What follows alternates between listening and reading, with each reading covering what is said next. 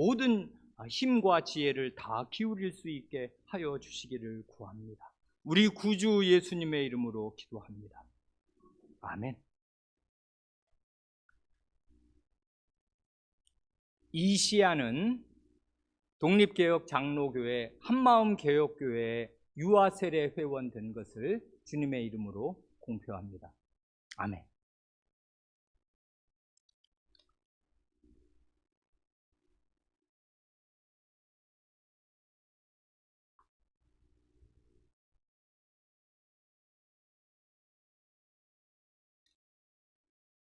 예수님은 예루살렘 성전을 나오신 뒤에 그 맞은편에 있는 감람산에 앉아 성전을 바라보시면서 성전의 멸망을 예고하셨습니다.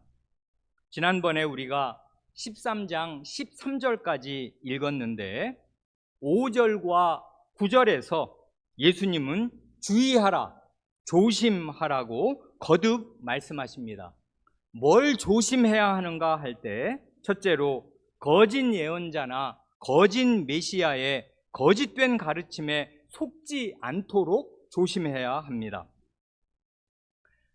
우리 교회의 성찬 회원 중에는 몇 년 전에 성경 말씀과 신앙 고백을 이탈해서 신천지 이단에 떨어진 사람도 있습니다.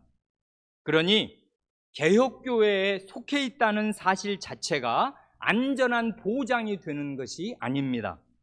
주의할 것을 각자 이 말씀을 따라 주의하지 않으면 안 됩니다. 둘째로 사회적, 자연적, 경제적 재난이 닥칠 때 그것을 종말로 오인해서 마땅히 해야 할 일을 멈추지 않도록 조심하지 않으면 안 됩니다. 셋째로 신자는 사회적으로나 가정적으로 박해와 고난을 당할 것인데 그때에도 염려하거나 주님을 배반하지 말고 끝까지 견디면서 힘써 복음의 증인 노릇을 해야 한다는 사실을 주의해야 합니다. 오늘은 그 다음에 이어지는 14절 이하의 말씀을 함께 상고하겠습니다. 먼저 14절로부터 16절입니다. 멸망에 가증한 것이 서지 못할 곳에 선 것을 보거든 읽는 자는 깨달을진저 그때 유대에 있는 자들은 산으로 도망할지어다. 지붕 위에 있는 자는 내려가지도 말고 집에 있는 무엇을 가지러 들어가지도 말며 밭에 있는 자는 겉옷을 가지러 뒤로 돌이키지 말지어다. 이 14절 맨 앞에서 말씀하시는 멸망에 가증한 것이란 하나님의 심판과 멸망을 가져올 지극히 가증하고 혐오스러운 것을 말합니다. 그래, 이 말을 우리 천주교 주교회의 번역본에서는 황폐를 부르는 혐오스러운 것이라고 번역하였는데 그 번역도 좋습니다. 이 멸망은 황폐하게 되는 거예요. 폐허가 쑥대밭이 되는 거란 말입니다. 그런 쑥대밭이 되는 황폐를 불러오는 지극히 혐오스러운 것, 그게 멸망에 가증한 것입니다. 이 말, 멸망에 가증한 것이라는 이 말이 다니엘서 9장, 11장, 12장에 3번 나옵니다. 그러니까 예수님은 지금 구약성경 다니엘서에 나오는 그 특이한 어구를 가져다가 쓰시는 것입니다. 가증한 것이라 할 때 구약성경에서는 종종 우상이나 우상 숭배를 가리켜 가증한 것이라고 표현합니다. 하나님의 눈으로 볼 때 우상이나 우상 숭배는 지극히 가증스럽고 혐오스러운 것이다, 그것입니다. 이런 가증한 것이 서지 못할 곳에 선다는 말은 그런 것이 원래는 근접할 수 없고 들어올 수 없는 곳에 떡 서 있게 된다, 그 말입니다. 이게 무슨 말씀입니까? 멸망에 가증한 것이 서지 못할 곳에 선다는 이 말씀이 오늘 우리에게는 상당히 낯설지 몰라도 제자들은 이 말씀을 들었을 때 금세 생각나는 과거의 역사적 사실이 있었을 것입니다. 왜 한국인이라면 임진왜란 때 온 국토가 왜구들의 발에 짓밟혔던 일을 잊을 수 없습니다. 임진왜란은 1592년에 발발했으니까 지금부터 430년 전 일인데도 임진왜란을 모르는 한국인은 없지 않습니까? 또한 20세기 초에 우리나라가 다시 35, 6년간이나 일제의 식민 지배를 받았던 민족적인 치욕을 우리는 잊지 못합니다. 그와 비슷하게 이스라엘인이라면 주전 168년경에 이스라엘이 수리아의 압제를 받을 때 수리아의 장군 안티오코스 에피파네스가 예루살렘 성전의 번제단 위에 제우스에게 바치는 작은 제단을 세우고 그 위에 돼지를 제물로 바치면서 번제단에서 돼지의 피를 흘렸던 그 끔찍한 신성 모독과 치욕을 결코 잊을 수 없습니다.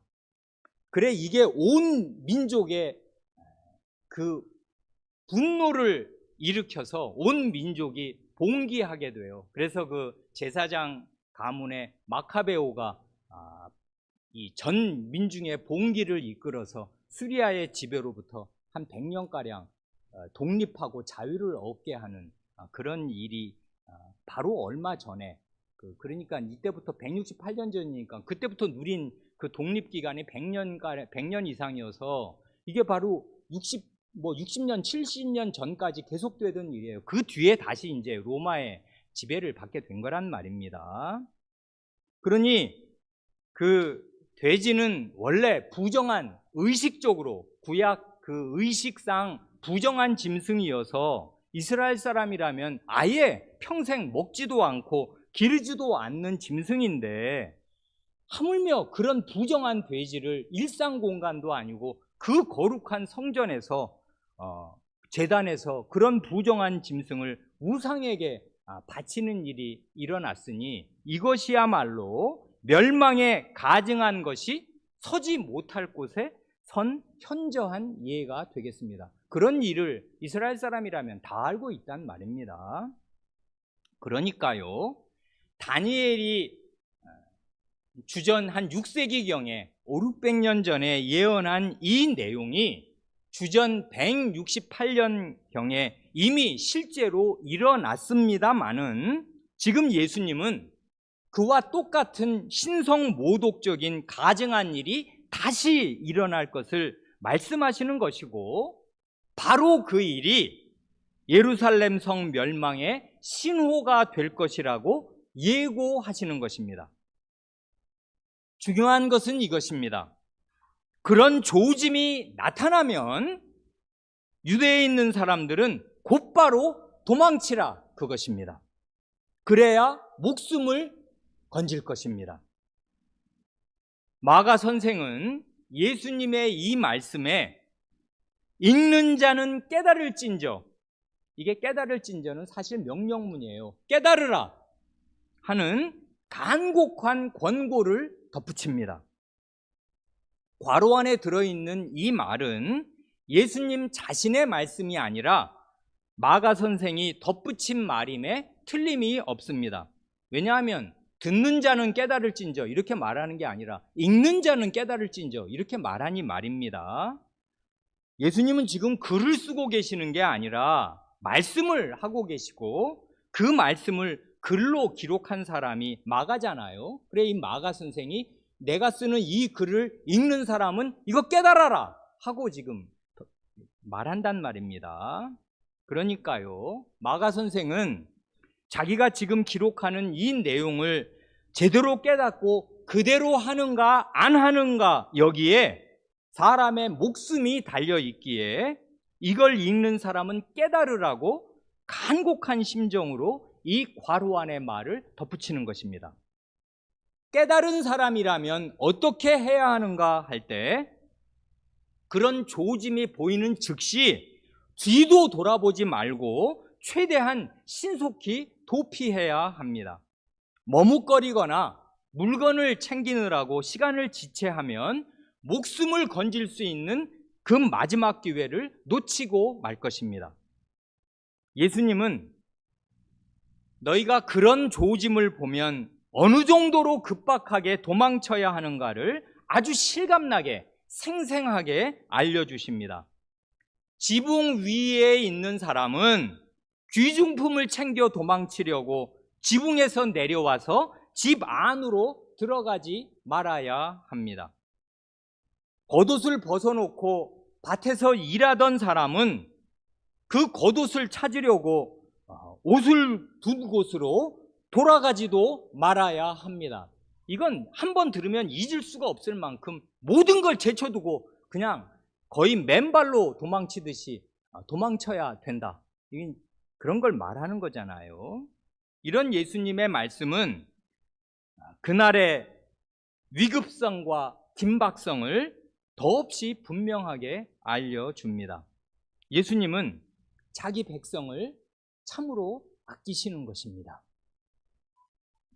그 당시의 기록을 보면 주후 66년부터 70년 사이에 유대 지역에 전면적인 반란이 일어났습니다. 열심당이 촉발해서 일으킨 반란이었습니다.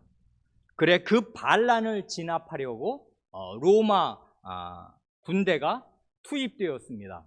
무시무시한 군대가 왔고 그 티투스 디도 장군이 여기에 사령관으로 투입이 됐다가 나중에 로마에서 몇 번 황제가 바뀌면서 여기에 사령관으로 온 사람이 로마 황제가 돼요. 그래서 결국은 로마로 돌아가서 황제로 옹립이 되고 그 똑같은 이름을 가진 디도, 그 아들 디도가 이 예루살렘 성을 말하자면 정복하고 멸망시키고 성전을 불태운단 말입니다.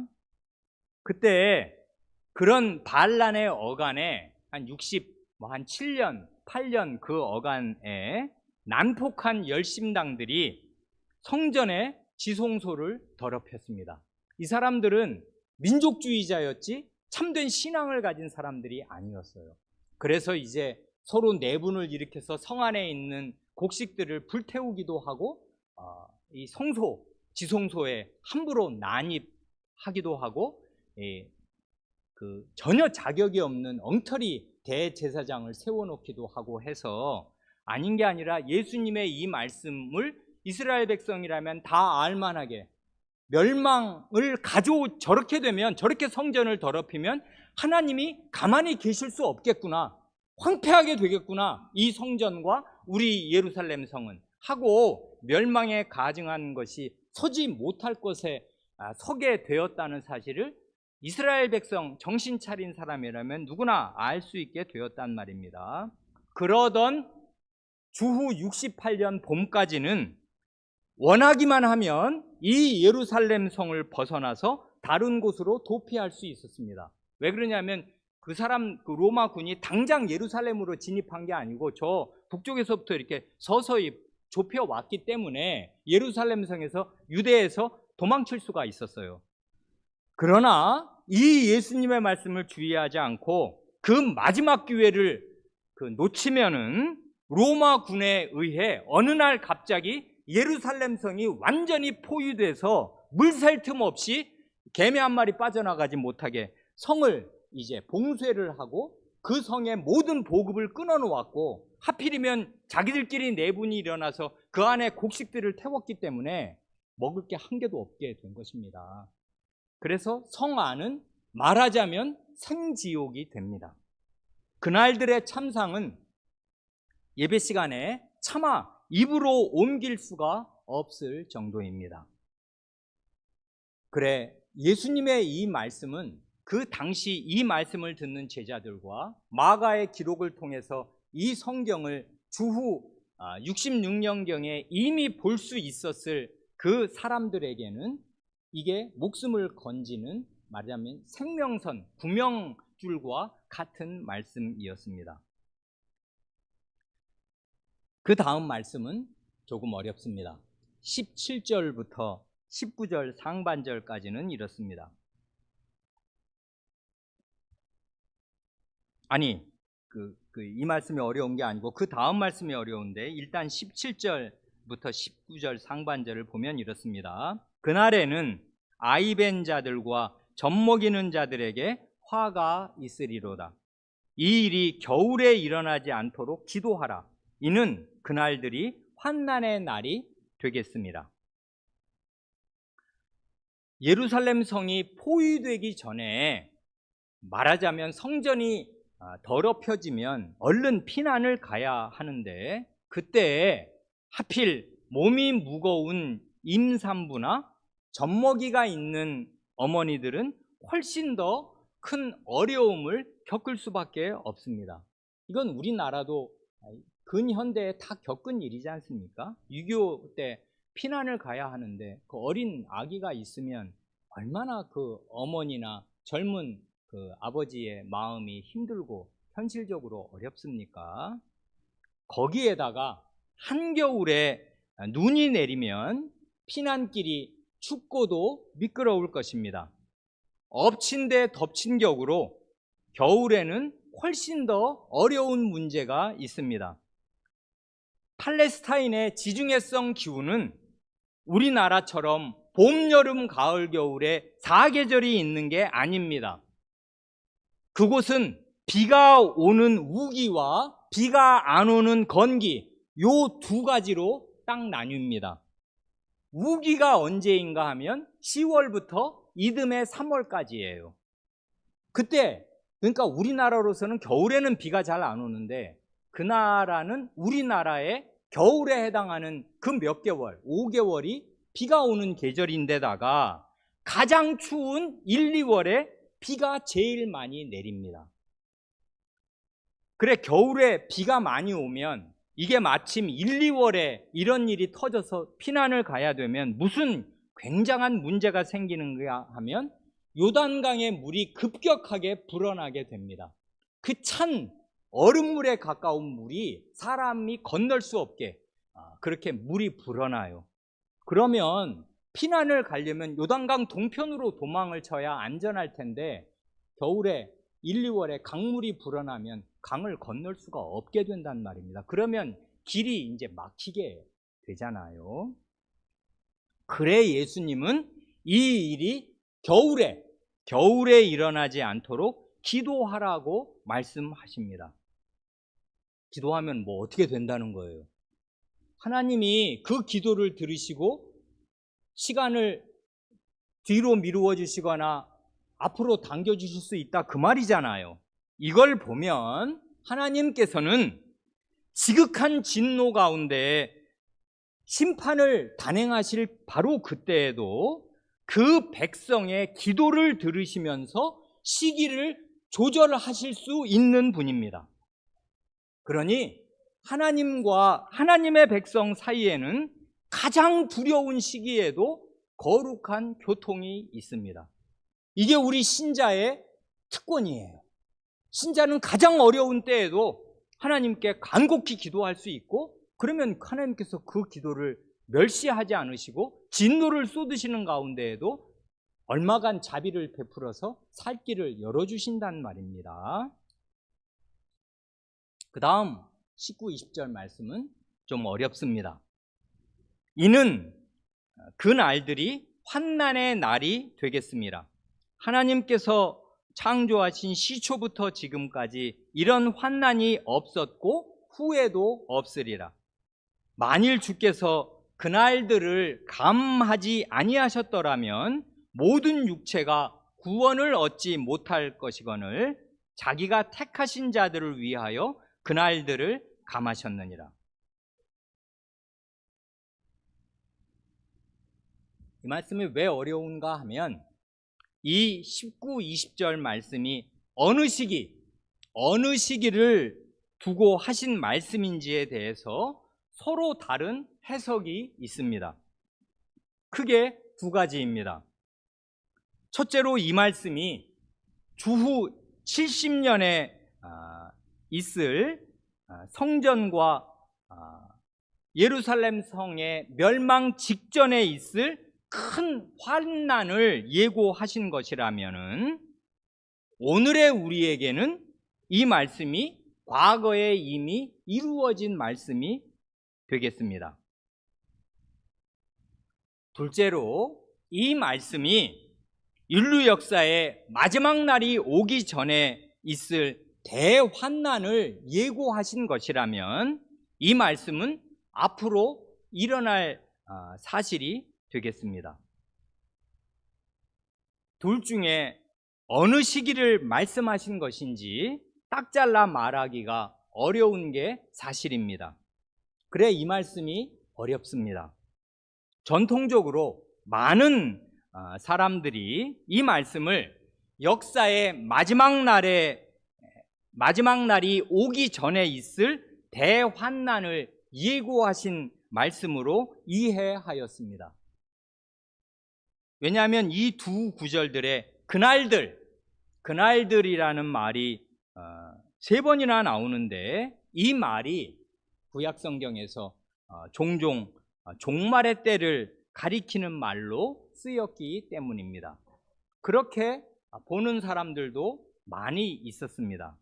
그렇지만 앞뒤의 문맥을 고려하면 이 말씀은 예루살렘 성전과 예루살렘 성이 멸망할 때 직전에 일어날 일을 가리키는 말씀일 가능성이 상당히 큽니다. 여러 가지 이유가 있는데 일단 바로 앞에 지금 우리가 본 14절로 18절까지의 말씀은 예루살렘 성이 멸망할 때를 가리키는 말씀이 이건 분명하지 않습니까?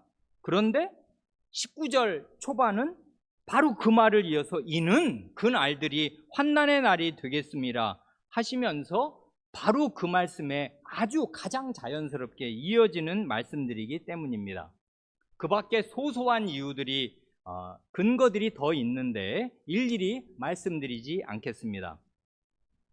19절, 20절 말씀이 과거 주후 70년에 이미 이루어진 말씀이라고 해서 그 후에 오는 우리 같은 신자들에게 의미가 없는 게 아닙니다.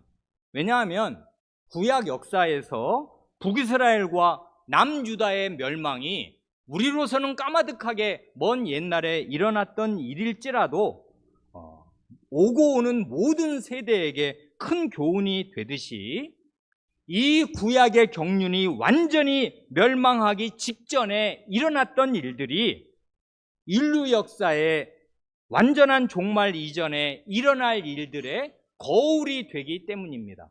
그러니까 요 말씀이 지금 이미 주후 70년에 일어났다고 해서 우리랑 상관이 없는 게 아니라 이게 우리의 앞으로 당할 일의 거울이 얼마든지 된단 말입니다. 중요한 것은 이것입니다. 예수님은 지금 공포 분위기를 조성하려고 이 말씀을 하신 게 아니에요. 여기 보면 하나님께서는 진노의 심판을 단행하시는 가운데에서도 택하신 사람, 하나님 자신이 선택하신 사람들을 위해서 환난의 때를 줄여주신다는 사실입니다. 이게 예루살렘 멸망 때에도 사실이고 그리스도께서 다시 오실 인류 역사의 마지막 때에도 사실일 것이에요. 이런 하나님의 자비가 없다면은 모든 사람이 살아남지 못했을 것입니다. 거기 보면 그래서 20절에 주께서 그날들을 감하지 조금 줄여주지 아니하셨더라면 모든 육체가 구원을 얻지 못할 것이 언을 하지 않습니까? 그 모든 육체가 구원을 얻지 못한다는 말은 뭐 영생에 못 들어간다, 못 들어가 그런 얘기가 아니라 여기서 지금 구원이란 목숨을 건지는 거를 1차적으로 표현하는 거니까 그때 그 환난의 때를 하나님께서 줄여주지 않으셨으면 어떤 사람도 살아남지 못했을 것이다 그 말이지 않습니까? 그러니까 하나님의 자비로 사람은 목숨을 건지게 될 것이고 하나님의 은혜로 이런 큰 환난 속에서도 살아남은 신자들이 있었습니다. 그래, 예나 지금이나 또 앞으로 어느 때든지 간에 신자의 생존과 구원은 오직 하나님의 은혜에 달려 있습니다. 그 다음 21절, 22절에서 예수님은 다시 한번 거짓 메시아와 거짓 선지자들을 조심해야 할 것을 말씀하십니다. 그때 어떤 사람이 너희에게 말하되 보라, 그리스도가 여기 있다, 보라, 저기 있다 하여도 믿지 말라. 거짓 그리스도들과 거짓 선지자들이 일어나서 이적과 기사를 행하여 할 수만 있으면 택하신 자들을 미혹하려 하리라. 이 말씀은 5, 6절 말씀, 곧 사람의 미혹을 받지 않도록 주의하라 하신 말씀과 본질상 같은 거지 않습니까? 그렇지만 이 21, 22절 말씀이 앞에서 말씀하신 5, 6절의 단순한 동어 반복이 아니라 그것보다 훨씬 더 상세하게 말씀하여 주십니다. 이 말씀에 특별히 주의하지 않으면 안 될 것이 황급히 도피해야 할 그 절체절명의 순간에 구원자가 여기 있다, 구원자가 있는데 뭘 그렇게 걱정을 하냐 하는 말에 현혹되어서 시간을 지체하다가는 목숨을 건질 수 없게 될 것입니다.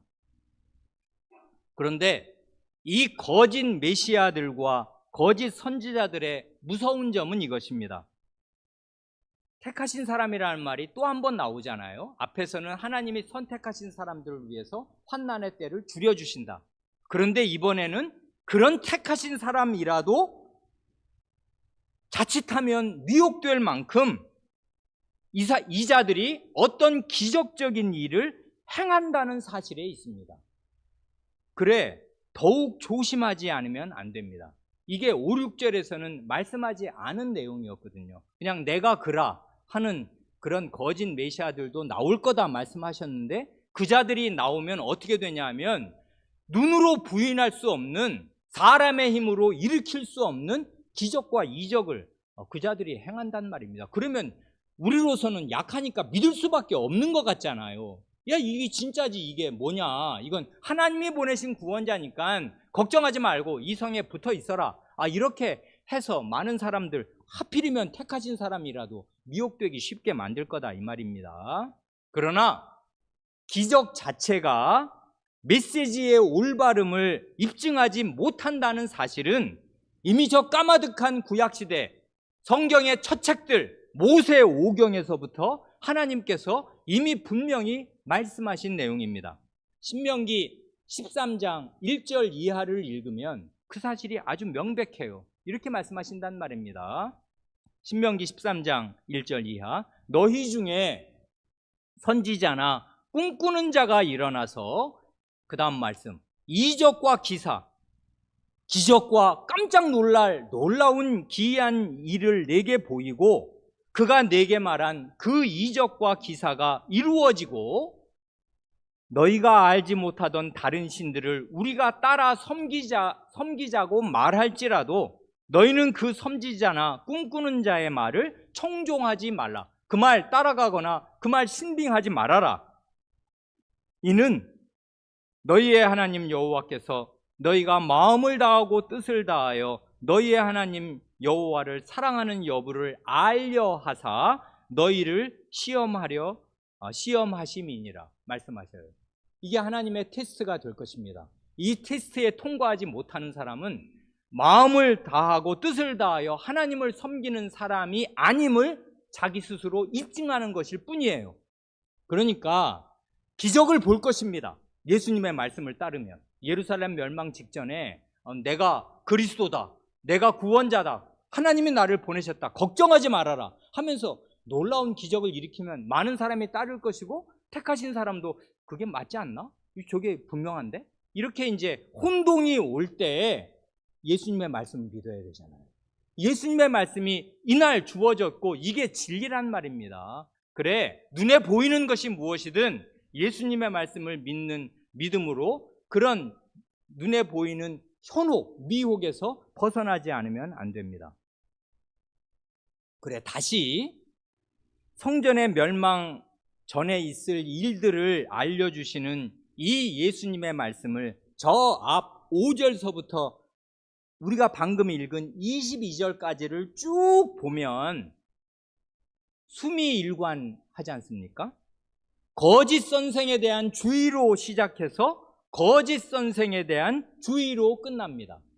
수미상응한다고요. 머리와 꼬리 부분이 딱 맞아 떨어지면서 강조점이 확 드러난단 말입니다. 그러니 어느 시대나 주의하고 조심해야 할 것이 거짓 선생의 거짓된 교훈입니다. 이게 방법이 없어요. 어느 시대나 거짓 목사들이 창궐할 것이란 말입니다. 그리고 그런 사람들을 줄줄이 따라가는 어리석은 사람들이 있고 심지어 택하신 백성이라도 그런 사람을 따를 위험이 있으니까 조심해야 한다 말씀하셔요. 그래서 23절 말씀으로 이 5절부터 23절까지의 긴 단락이 마칩니다. 23절, 너희는 삼가라. 내가 모든 일을 너희에게 미리 말하였노라. 이미 말씀드린 대로 5절에 주의하라, 9절에 조심하라, 그리고 이 23절에 삼가라가 원래는 다 똑같은 단어입니다. 똑바로 봐라 그 말이에요. 조심하라 그 말인데 하필 우리말 번역은 세 단어로 번역을 달리 해놓는 바람에 이게 같은 단어인 거를 문자적으로 표시해 놓았으면 같은 말이 반복되니까 이게 일종의 단락 구분의 표지가 아주 중요한 표지가 되거든요. 그래서 이게 이제 아까 19, 20절의 성격을 정하는 데에도 아주 중요한 표지가 된단 말입니다. 조심하라는 말씀들로 3번 말씀하시면서 단락을 묶으시는 거란 말입니다. 그래 같은 단어인 게 드러나면 좋을 것입니다. 예수님은 주의하라고 시작하신 말씀을 주의하라로 마치십니다.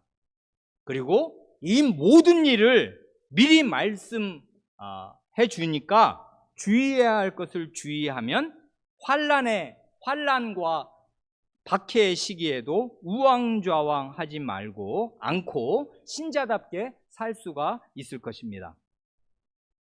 그래, 이 말씀이, 이 긴 설교의 말씀이 왜 시작된 거냐 하면 예수님이 먼저 어느 제자가 성전의 돌, 정말 이거 대단하지 않습니까 예수님? 여쭈었고 그렇게 예수님의 아마 동의를 구하면서 그렇게 말씀을 드리니까 예수님이 돌 위에 돌 하나도 남지 않고 다 무너뜨려지리라 하는 진짜 겁나는 충격적인 말씀을 하셨고, 그러니까 네 제자가 예수님께 나와서 그 다음 말, 이 모든 일, 그러니까 어느 때에 예수님이 말씀하신 성전 멸망이 일어나겠으며 이 모든 일이 이루어지려 할 때 무슨 징조가, 어떤 조짐이 있겠습니까? 하고 여쭈어서 그에 대한 대답으로 예수님이 5절부터 23절까지 말씀을 하셨는데 제자들이 이 모든 일이 일어날 때 무슨 징조가 있을까요? 했더니 마지막 말이 뭐예요? 이 모든 일을 내가 너희에게 미리 말했다 하신 거지 않습니까? 그러니까 이런 어휘들을 보면 말입니다. 본문을 정밀하게 읽으면 5절부터 23절까지는 예루살렘 성전 멸망 직전에 있을 모든 일들에 대한 제자들의 질문에 대한 정확한 대답이에요. 그렇게 이 언어적으로 확증할 수 있단 말입니다. 이게 절대적인 증거가 되지는 못하겠지만 평명하게 읽으면 그렇게 해석하고 그 안에 든 말씀들이 전부 예루살렘 멸망, 예루살렘 성전과 성의 멸망 직전에 일어날 일들을 말씀하신 것으로 보는 것이 합리적이다 그 말입니다. 그러나 그 다음에 24절로 27절에서는 드디어 역사의 마지막 날에 될 일을 말씀하십니다. 북한산 가보셨습니까?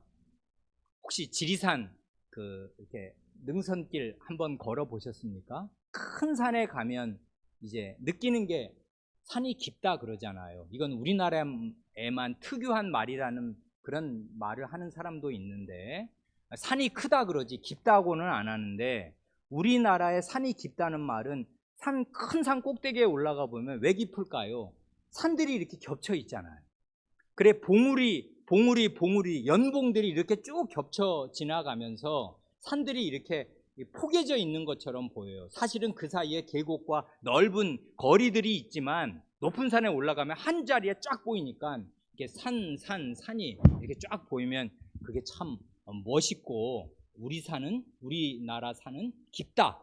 산이 깊으면 뭐 골이 깊다. 뭐 이런 얘기를 이제 한단 말입니다. 그런데 여기 예수님의 말씀에 아주 지혜로우신 게 뭐냐면, 예수님이 예루살렘 멸망에 관한 말씀만 하시면 그러면 그게 현실적으로는 우리에게 별로 뭐 와닿는 게 없잖아요. 이미 거의 2000년 전에 지나간 일이란 말입니다. 그런데 예수님은 예루살렘 성의 멸망은 단순히 어느 나라의 수도가 멸망한 거, 그런 일은 역사에 수천 가지가 있을 테니까 수도가 멸망한 나라가 얼마나 많겠습니까? 역사 대대로. 그런 하나에 불과한 게 아니라 하나님의 구약 경륜의 종료를 말하는 거잖아요. 망할 수 없는 하나님의 나라가 망하는 거란 말입니다. 구약이 끝나요. 그러니까 이 일은 보통 일이 아니에요. 그래서 이 거대한 엄청난 중요성을 가진 이 일을 하나의 중요한 그 잣대로 삼아서, 하나의 맨 앞에 있는 봉우리로 삼아서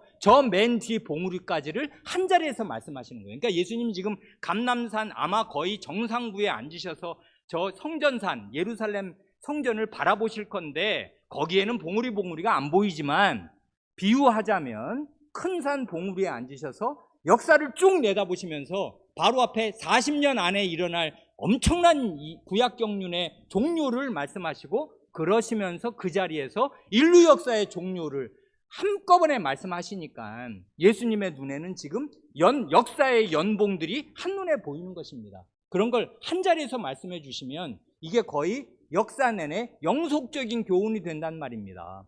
예루살렘 멸망과 온 인류 역사의 마지막 날에 될 일들의 유사성이 있단 말입니다. 그래 이제부터는 마지막 날에 될 일을 말씀하셔요. 그런데 좀 아쉬운 게 있습니다. 원래는 24절 맨 앞에 그러나가 들어 있습니다. 그런데 우리말 번역에는 빠뜨린 것입니다. 그래 많은 문제가 번역의 문제예요. 그래 원래 있는 그러나는, 이게 그러나는 역접이잖아요. 앞과 반대. 그러니까 이 그러나는 24절 이전과 24절 이후를 분명히 구분해주는 구분선이 되잖아요. 뭐 얘기한 다음에 그러면 이제 국면이 달라지는 거란 말입니다. 그래 24절 이전과 24절 이후는 성격이 상당히 다른 이야기예요. 그런데 여기에 그러나가 근접 문맥, 바로 앞 문맥과 연결시킬 때 의미가 있는 것은, 바로 앞에 하신 마지막 얘기가 뭐예요? 거짓 메시아잖아요. 거짓 메시아들은 막 기적과 이적을 일으켜서 할 수만 있으면 택하신 자들이라도 현혹시키려 할 것이다. 그러나 앞에서 말한 거짓 그리스도와 전혀 달리 진짜 그리스도는 이렇게 온다 하고 지금 말씀하시니까, 그러나는 근접 문맥으로도 뜻이 있고, 그리고 전체의 문단을 구분해주는 지표가 된다 그 말입니다. 그러나를 살리는 게 아주 좋아요. 그래 이 24절 맨 앞이 우리말 성경에는 그때의 그 환난 후로 되어 있지 않습니까? 그런데 그걸 정확히 번역하면 순서를 바꾸면 더 좋습니다. 그러나는 들어가야 하고, 24절 맨 앞, 그러나 그 환난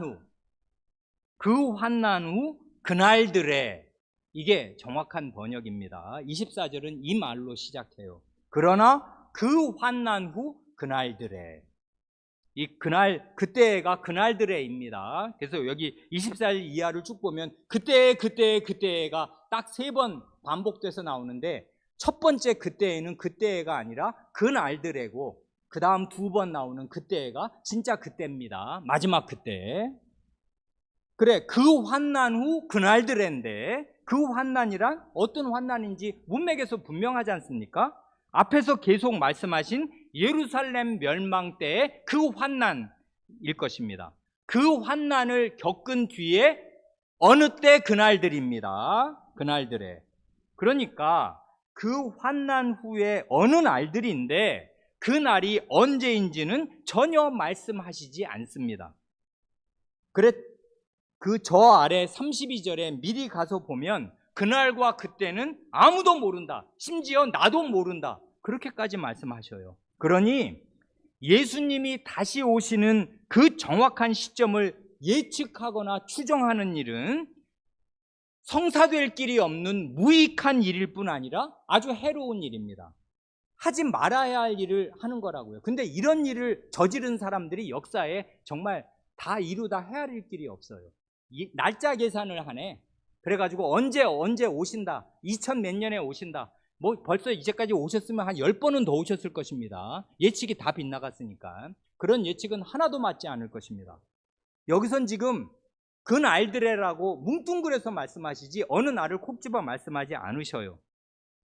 그래, 24, 25절을 다시 번역해서 읽으면 그러나 그 환난 후 그날들에 해가 어두워지며 달이 빛을 내지 아니하며 별들이 하늘에서 떨어지며 하늘에 있는 권능들이 흔들리리라 하십니다. 예수님이 다시 오시는 그날에는 해, 달, 별과 같은 천체에 대변동이 있을 것을 말씀하십니다. 주의할 것은 이것입니다. 이 모든 해, 달, 별의 변동, 이 모든 말씀들은 다 구약 예언서에서 이사야, 예레미야, 에스겔서에서 온 말들입니다. 예수님은 구약 성경이 체화된 분이에요. 말하자면 구약의 마지막 예언자처럼 지금 구약 성경의 언어로 구약 성경에 익숙한 사람들에게 지금 말씀하신단 말입니다. 근데 문제는 우리가 구약 성경을 그만큼 이렇게 어려서부터 체득하지 못하니까 문제입니다.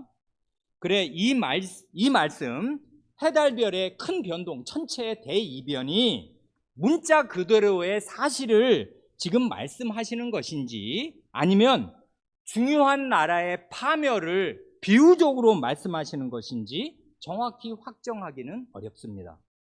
왜냐하면 이게 이사야, 예레미야, 에스겔의 용어인데 이사야 13장을 보면 바벨론 왕국, 그 무시무시했던 구약 이스라엘을 멸망시켰던 바벨론 왕국의 멸망을 이런 언어로 표현해요. 바벨론 왕국이 멸망하는 게 해달별이 떨어지는 것으로 그 구약 성경 이사야는 말한단 말입니다. 또한 예레미야 4장과 15장에서는 이 바벨론이 유다 왕국을 멸망시키는 것을 가리켜 이런 말로 표현하기도 해요. 천체의 이변. 그리고 에스겔 32장에서는 애굽은 강력한 제국이잖아요. 바벨론과 맞섰던 이 애굽 제국의 멸망을 이런 비슷한 말로 표현해요. 그러니까 이게 굉장히 중대한, 그게 애굽이든 바벨론이든 유다 왕국이든 굉장히 중요한 큰 하나님 나라 역사에서 의미가 있는 중요한 왕국의 멸망을 이런 비유적인 언어로 표현해요. 왜냐하면 이사야, 예레미야, 에스겔은 나라의 멸망을 가리키거나 멸망기에 활약했던 이제 사람들이기에 이제 상징적인 언어로 말한다는 말입니다. 그러니까 이게 상징의 언어인지 아니면 과연 예수님이 오시는 그날에 이런 천체의 이변이 문자 그대로 그냥 사실 그대로 일어날 것을 말씀하신 것인지 확정하기는 어렵습니다. 그런데 이러거나 저러거나 중요한 것은 이것입니다. 이게 조짐이 아니라는 거예요. 이건 그냥 그날에 이런 일이 일어나면 주님이 오시는 거예요. 그러니까 뭐 이런 일을 보고 주님이 오실 때가 가까이 오구나 생각할 겨를이 없을 것이에요. 이런 일이 있으면 그냥 주님이 오실 것입니다. 그러니 걱정하실 일이 없어요. 가장 중요한 것은 예수 그리스도께서 다시 오신다는 사실입니다. 그래 결론이 26절, 27절입니다. 그때의 인자가 구름을 타고 큰 권능과 영광으로 오는 것을 사람들이 보리라. 또 그때에 그때가 두 번 나옵니다. 이런 날들의 말이에요. 그때 그가 천사들을 보내어 자기가 택하신 자들을 땅끝으로부터 하늘 끝까지 사방에서 모으리라. 예수님이 다시 오실 때에는 무슨 현란한 기적, 사람들을 미혹하는 기적이 필요가 없을 것이에요. 왜냐하면 그 영광스러운 예수님을 모든 사람이 그 모습을 두 눈으로 한꺼번에 다 보게 될 것이기에 그렇습니다. 이게 거짓 메시아들과 완전히 다른 점이에요. 전 세계적인 사건이기에 의심의 여지가 없을 것입니다. 예수님의 다시 오시는 그날은. 그때 그분은 신성의 영광으로 구름을 타고 오실 것입니다. 그날에 그분이 나타내실 큰 영광과 권능은 이루다 헤아릴 길이 없을 것입니다. 우리가 이루다 감당할 길이 없을 것입니다. 그때까지 예수님을 믿지 않았던 사람들은 어서 저 큰 산이 나를 덮어다오, 저 큰 돌들이 나를 깔아뭉개서 저 무서운 그 영광으로부터 나를 가려다오 하고 벌벌벌 떨게 될 것입니다. 그때 그분은 천사들을 종으로 부리셔서 자신이 택하신 사람들을 한 사람도 빠짐없이 다 모으실 것입니다. 택하신 사람들이 세 번째 나오네요. 앞에 두 번은 하나님께서 택하신 사람이었는데 이번에는 예수 그리스도께서 택하신 사람. 결국 두 존재는 같은 존재일 것인데 예수님이 자기가 택하신 사람들을 다 모으시겠습니다. 그 택하신 사람들이 산지사방에 전 세계 방방곡곡에 다 흩어져 있어도 빠짐없이 한 사람도 예외 없이 다 모으실 것입니다. 이게 가장 중요한 종말의 핵심입니다. 핵심이 뭡니까? 역사의 마지막 그날에 영광의 그리스도께서 자기 사람들을 자기에게로 모으신다는 이 일입니다. 그러면 우리에게 남는 실존적인 질문은 이거지 않습니까? 누가 예수님이 택하신 사람이겠는가? 내가 그날에 천사들로 인해서 모아질 그 무리 속에 속한 사람이겠는가? 그게 우리한테는 중요할 거 아니에요. 누가 예수님이 택하신 사람이겠습니까?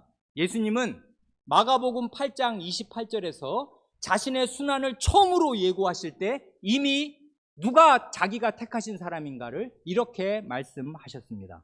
마가복음 8장 28절, 누구든지 이 음란하고 죄 많은 세대에서 나와 내 말을 부끄러워하면 인자도 아버지의 영광으로 거룩한 천사들과 함께 올 때 그 사람을 부끄러워하리라. 이건 부정적으로 말씀하신 거잖아요.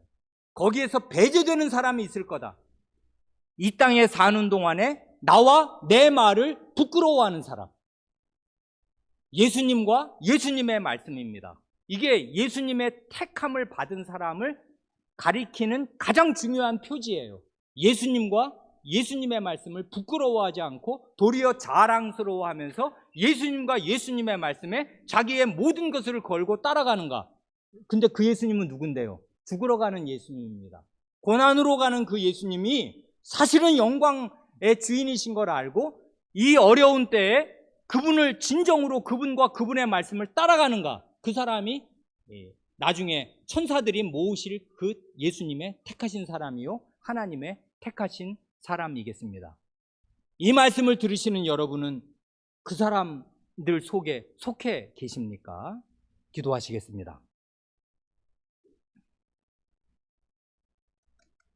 주 예수님, 예수님께서는 자기 백성을 아끼시고 불쌍히 여기시고 사랑하셔서 자기 백성이 이 예루살렘 성의 멸망 때 당할 일들을 제자들의 질문에 답하시면서 자세하게 국진하게 모를 수 없게 다 말씀하여 주실 뿐만 아니라 이 교훈이 역사 대대로 오는 모든 신자들에게도 중요한 교훈이 될 수 있도록 역사 마지막 날에 있을 일을 또한 말씀하여 주시면서 그때 그리스도께서 큰 영광으로 오시면서 자기 백성을 자기에게로 모으실 것을 말씀하여 주시니 아멘. 주 예수여 오시옵소서.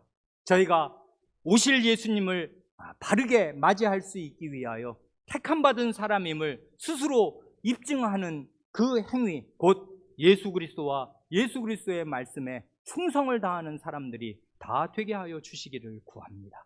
우리 구주 예수님의 이름으로 기도합니다. 아멘.